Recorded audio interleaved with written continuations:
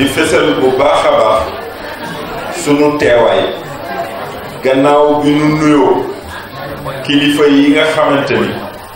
ñoom ñëpp ñoo rob si ci jataay bi te ku ci nekk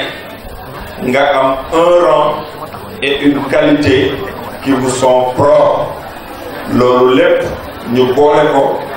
doxal ko ci waxtu gàtt di wax ni ku ci nekk ñu ngi lay jox sa wàccuwaay di la teral gën gi teral di wax ni bés bii bés la boo xamante ni bokk na ci taarix fii ci Thiès ndax ki ko woote ak yi mu ci woote ki ko woote nag jarul ñuy guddal ñun ñëpp xam nañu ni nitu njariñ la ndax nitu njariñ mooy koo xamante ni servir maanaam di dox ci bëgg-bëggu jaambur di dox ci bëgg-bëgg ñeneen fàtte sa bopp loolu moo ko ñor te kooku qualité la boo xamante ni ñun ñi fi teew ñépp nangul nañ ko sunu mbokk sunu xarit di Habib Kane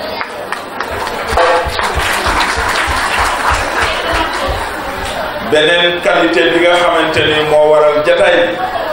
bi mooy ñi nga xamante ni ñépp bénéficiaire lañu ci formation bi nga xamante ni li ko lal te doorte ga ba ci ni muy jeexee lépp citoyenneté au football de Wolof 2 et au nom du capitaine Diengom qui devait être là mais qui a un petit empêchement et qui m'a délégué de venir le représenter à cette cérémonie.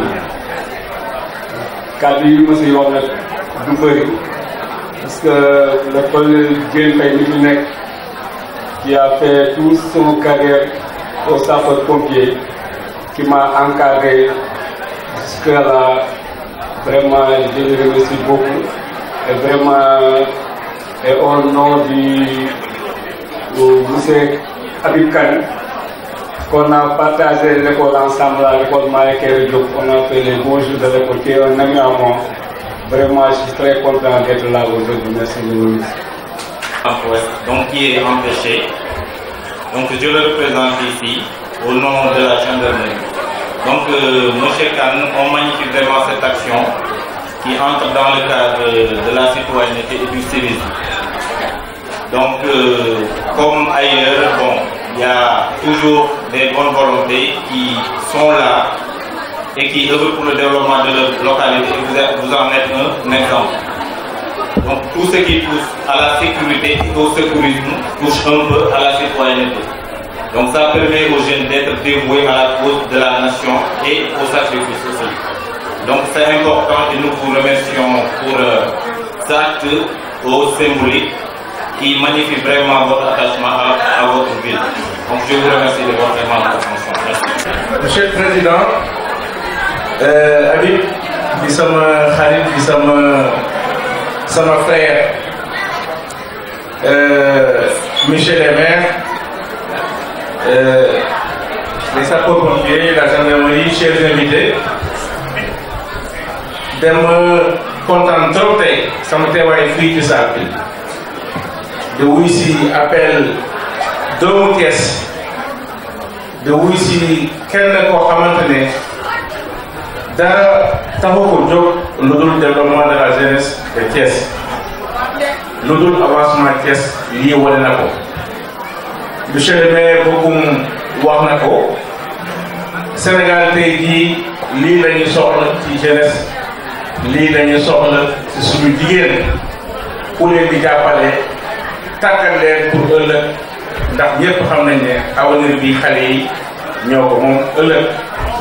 donc bu ñu gisee action yu mel nii wax dëgg yàlla dañ koy rafetlu bu baax a baax a baax a baax di encouragé Habib di ko ne fu mu teg tànkam foofu la mu fa teg ndax kat nit ku amal askan wi njëriñ wax dëgg yàlla kooku mooy nit di jàppale sa bopp di jàppale sa bopp di jàppale jigéen yi di jàppale jeunesse bi je pense que loolu la ñu soxla Habib donc wax dëgg yàlla mention spéciale xamal ne daal ñoo ngi sa gannaaw on est à ta disposition ci démarche boobu incha allah. asalaamaaleykum wa rahmatullah gannaaw ba ma nuyoo mbooloo mu tedd mi fi teew ñu ngi fësal suñu mbégte ci invitation bi ci suñu frère Habib Kane def pour ñu teewe ndaw yi nga xamante ni dañ leen doon tàggat ci wàllu kaaraange pour jébbal leen seen ay lijaasa Habib ñu ngi lay gërëm ci vision bi nga am ba xam ne jamono ji ñuy dund dama doon jamono joo xamante ni kaaraange kenn waru ko bàyyeeg askan muy kaaraange muy safaan wa lépp dafa war a doon lu ñuy wax institutionnel maanaam dafa war a doon loo xamante ni nguur moo koy saytu moo koy yor moo cay dogal waaye dañuy dund jamono joo xamante ji boo seetaane doomu aadama yi ku ci nekk di nga jël sa kaaraange yoral ko sa bopp loolu mooy indi buñ la defee dara nga def dara amatul buñ la defee dara nga dem ci yoon bokk na ci yi nga xamante ñooy xeex loolu tey ñu jël ndaw yi ñi nga xam dañu cee toll di leen tàggat ci wàllu sécurité ndax bu leen ci tàggatee di nga xam parce que ñàkk xam mooy indi ngay dugal sa bopp ci leneen kon loolu bokk na ci li ñu mën a tuddee maanaam contribution yu majeure yi nga xamante ni Habib Kane mu ngi koy def fii ci Thiès ku fi nekk tey jii xam nga njariñam ku ci nekk tey jii am na loo xam ne jóge na ci moom tey jii laal la te yaa ngi ci moo tax nga teew fi tey kon Habib du ñu guddal dañuy rafetlu rek vraiment parce que loolu bu amutoon kon li nga fi dajale tey boo ko fi dajale gis nañ fi gendarmerie nationale gis nañ fi mairie gis nañ fi sapeur pompier gis nañ fi police gis nañ fi ñëpp kon lii nga def tey defoo ko pour parti defoo ko pour parparloo da nga ko def ngir citoyen nga da nga ko def jëmale ko ci citoyen Thiessois yi loolu itam vraiment dañ la ciy gërëm di la ci sant bu baax a baax asalaamaaleykum. ni ñoo nekk récipiendaire avant ñuy tàmbali yéen ñëpp ngeen taxaw ngeen tàccu Habib Kane pour encourager ko remercier ko ci li nga xamante ne nii def na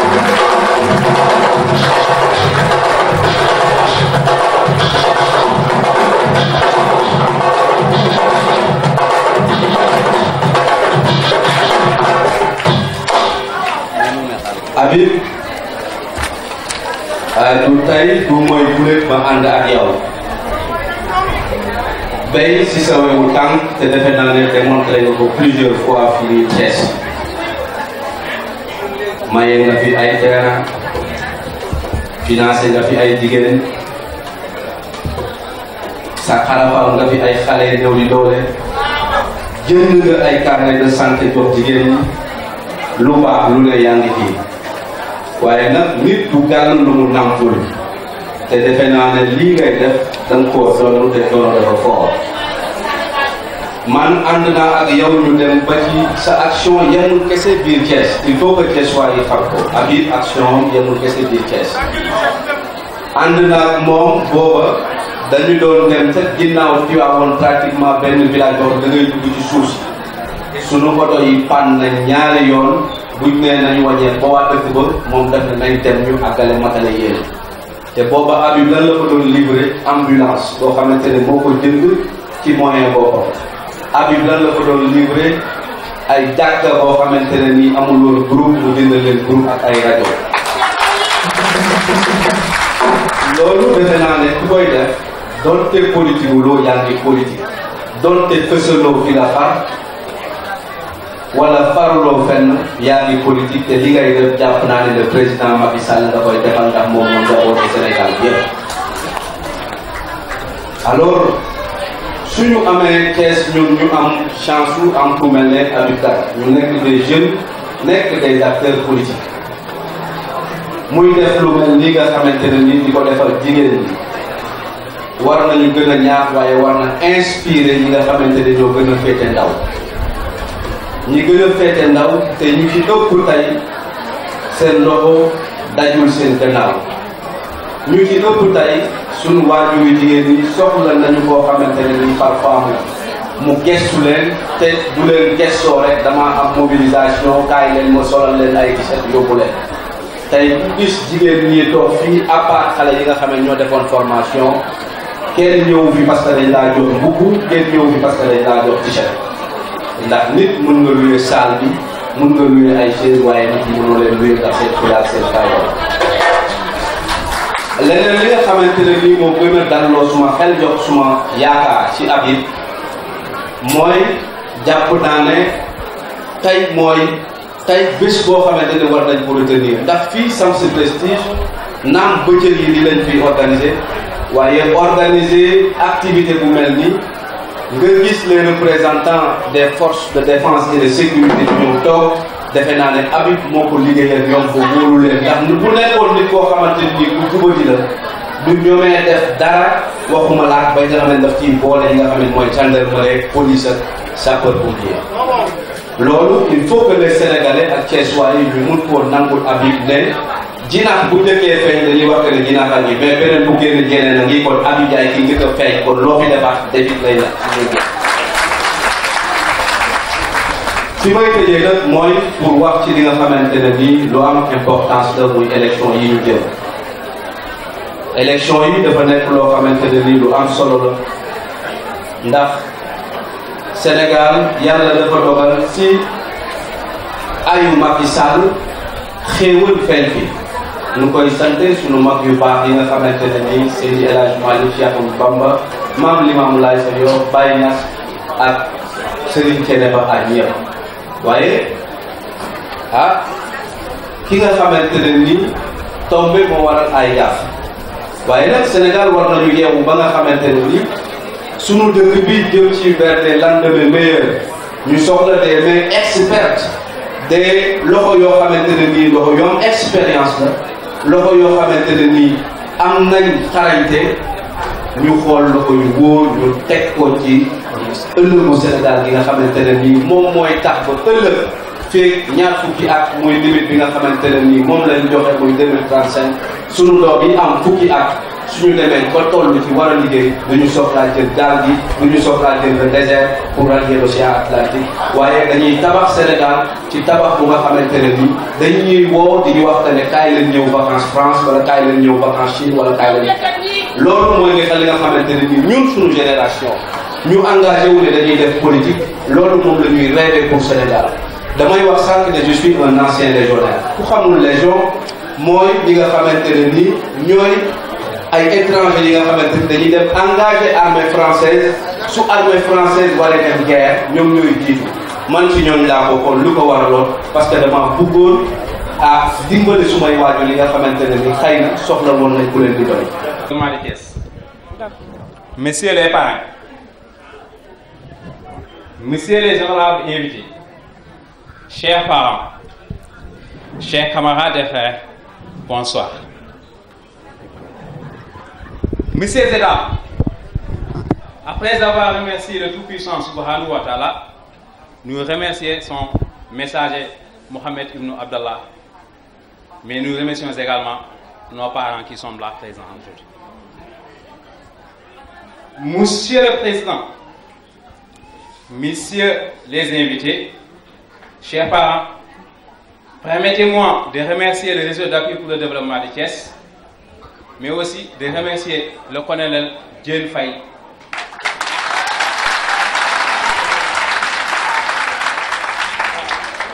Remercier le colonel Diène Faye pour ses connaissances, pour cette formation qu'il nous a transmise et ces moments exceptionnels qu'on a passés ensemble pendant 15 jours.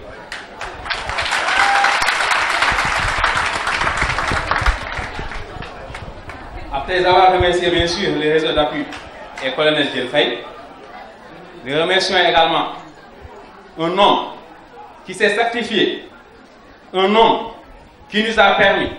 un homme sans le soutien de l'État, sans le soutien des autorités, sans le soutien des hommes politiques, c'est donner corps et âme pour la formation des jeunes qui sont là aujourd'hui. Je veux nommer bien sûr le président Habib Kane.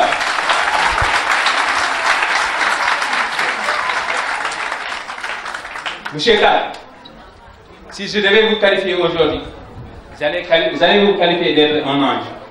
D'ailleurs, vous l'êtes pour nous. Pourquoi vous l'êtes, monsieur Kane? Parce que tout simplement, vous avez permis à ces jeunes qui sont là de créer une intégration entre eux,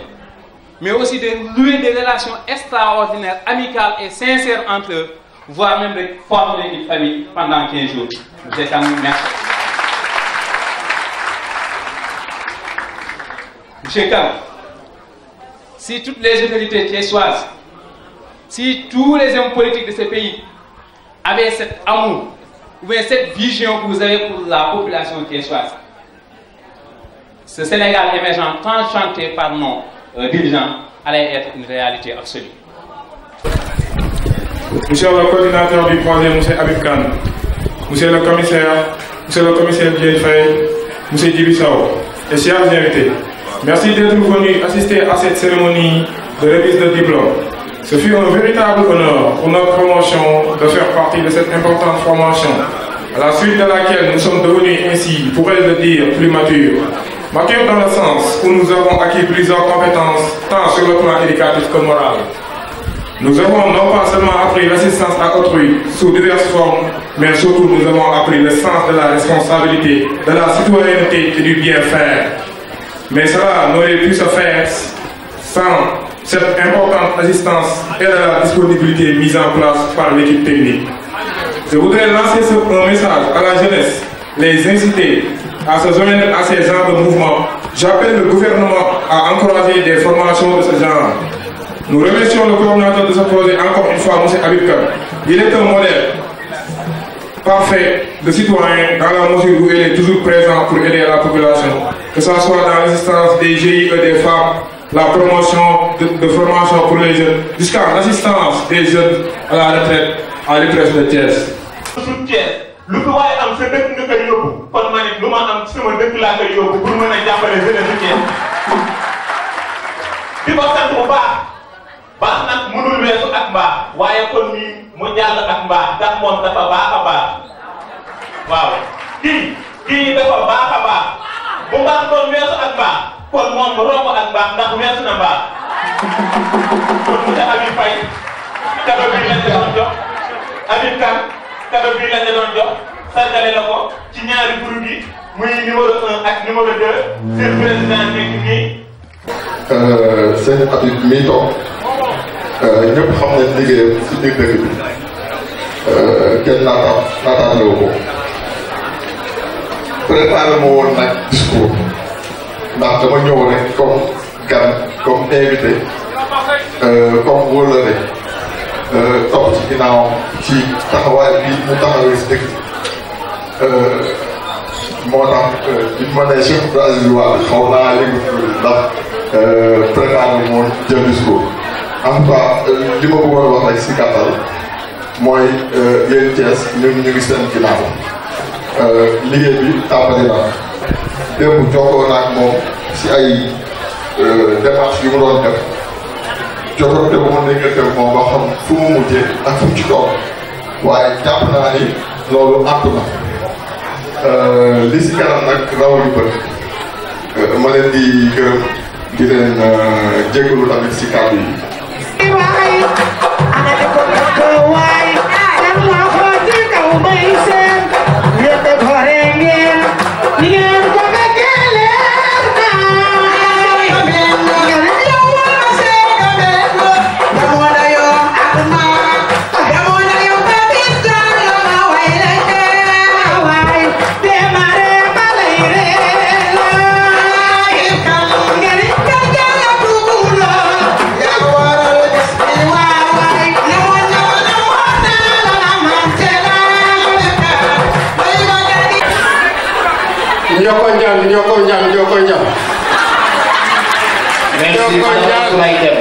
Merci.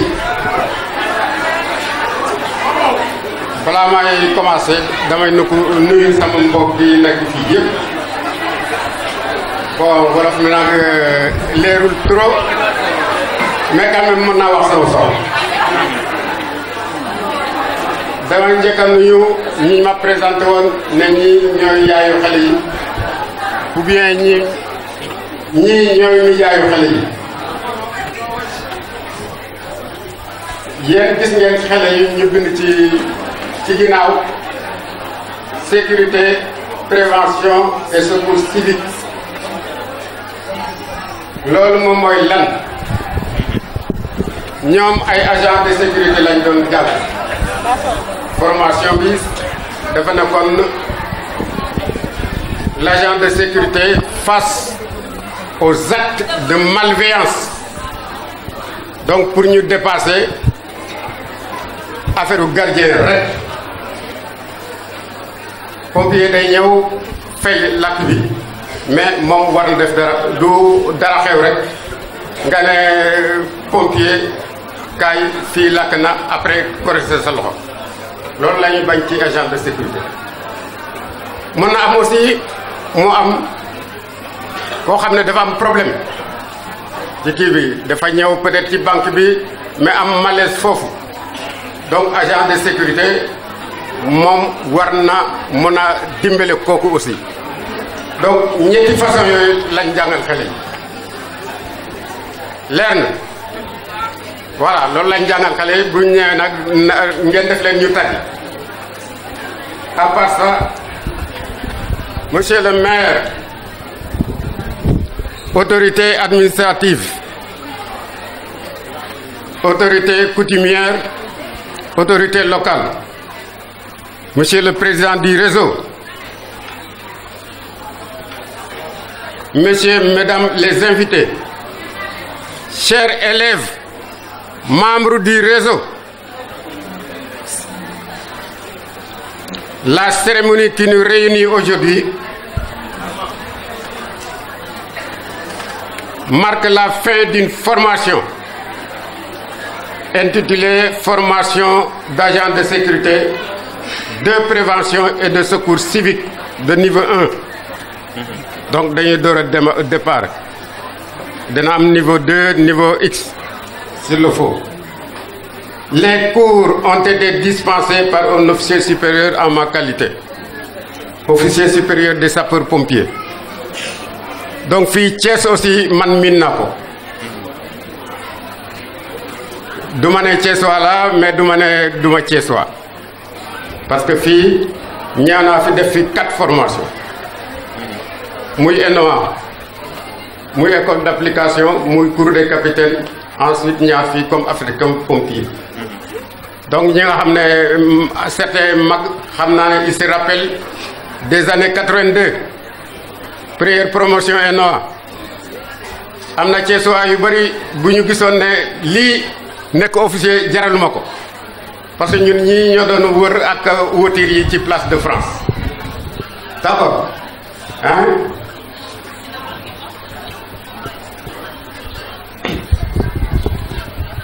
Donc je suis officier sapeur-pompier retraité camp bi commandé naa ko pendant 4 ans comme ni leen ci wax moo tax ma ne xam naa Thiès bu baax Thiès voilà comme yéen maintenant prestataire de service là comme ni administrateur bi waxee agence dalal bi Presta moom moo nekk en collaboration avec le réseau donc ñoom lañ wax ne dañ bugg formation comme foofu laa nekk ñu ne moo ko leen ndax mën naa ko def ma ne mën naa ko def parce que ñii samay doom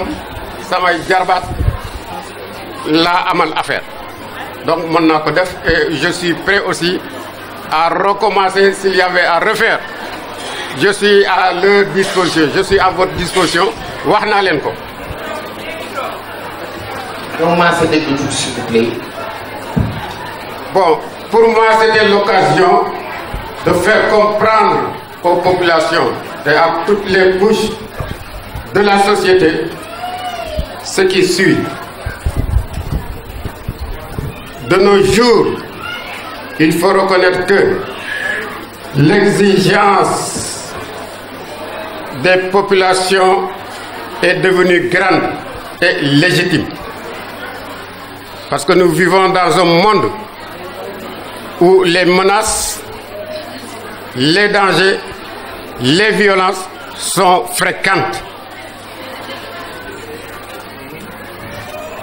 Elles sont fréquentes, elles sont multiples, elles sont variées. Et ces dernières années, ci at yi ñu nekk nii dafa bari ay actes terroristes yu bari dafa bari ay actes terroristes bu amul Thiès aussi mën ngeen ko dégg dans les régions intérieures ou bien dans d'autres pays. Terrorisme bari na aussi violence tous les jours que Dieu fait rendi nañ kii lakk nañ kële et cetera yooyu aussi bari na te bu amee dama bëggu agent yi ma formé nii ñu mën a def dara balaa waa gendarmerie ou waa police ñu ñëw. aussi dama leen ne yéen vous êtes le premier maillon de la chaîne de secours, le premier maillon de la chaîne de secours, parce que ñëpp xam nañ ne ni ñu doon defee sécurité classique la xawoon nañ ko dépasser ou bien c'est à améliorer te dañ leen ne les populations sont exigeantes maintenant du point de vue demande de secours. ñii yéen ñii bu ngeen jotee seen diplôme léegi vous êtes li ñuy wax élément projetable donc mën nañ leen a utiliser parce que vous servirez de relais entre les populations et les forces de défense et de sécurité qui sont ici présentes. Donc ci koñ bi ci gox bi ci yéen la ñuy njëkkee parce que le premier secouriste c'est vous, le témoin, celui qui habite à la maison. Vous êtes les premiers secouristes. Comme ni ko kii waxee léegi amul dara xew sa kër nga korosé sa loxo ne pompiers yi ñu ngi ñëw donc da ngeen mën a war a def dara.